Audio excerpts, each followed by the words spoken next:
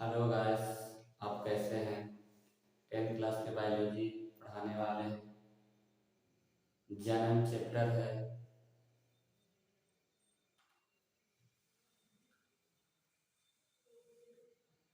लिखा हुआ है लैंगिक जनन और अलैंगिक जनन में अंतर स्पष्ट करें।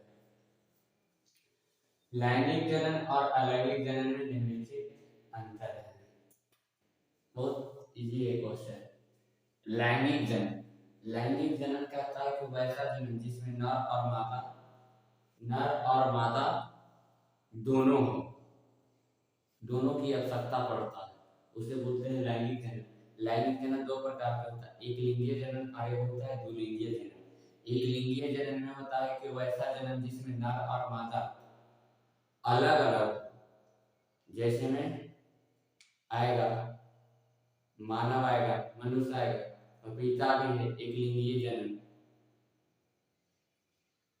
और द्विलिंगीय जनन के मतलब होता है कि वैसा जनन जिसमें नर और मादा एक ही में हो, नर और मादा एक ही में हो, नर भी और मादा भी। केचुआ के देखा होगा,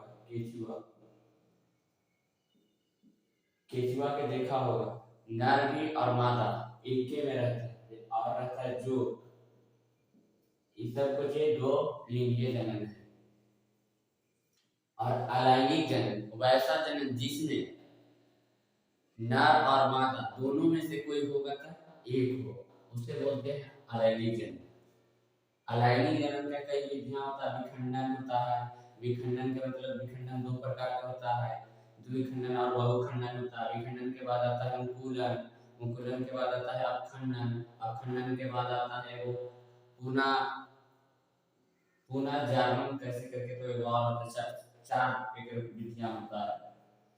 तो हमने चलते हैं लैंगिक और अलैंगिक जनन में अंतर स्पष्ट करते हैं। पहला लिखा हुआ ऐसा जनन जिसमें नर और मादा दोनों की आवश्यकता पड़ता है। हमने ये बात लिखवा है तो ऐसा जनन जिसमें नर और मादा की दोनों की आवश्यकता पड़ता है उसे लैंगिक जनन कहते हैं। इस टाइप को लिखना ऐसा जनन जिसमें नर और मादा दोनों में से कोई एक की आवश्यकता पड़ता है उसे अलैंगिक जनन कहते हैं।